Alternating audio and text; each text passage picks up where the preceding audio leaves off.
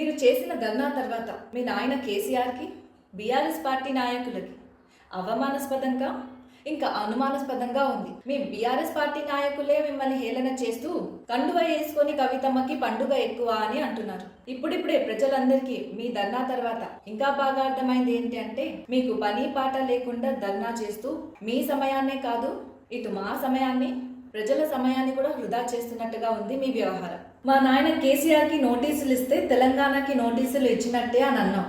అది ఎట్లానో నీకే తెలియాలి. ఇక్కడ నోటీసులు ఇచ్చింది మా కాంగ్రెస్ పార్టీ, అంటే తెలంగాణ ప్రభుత్వం కాదమ్మా.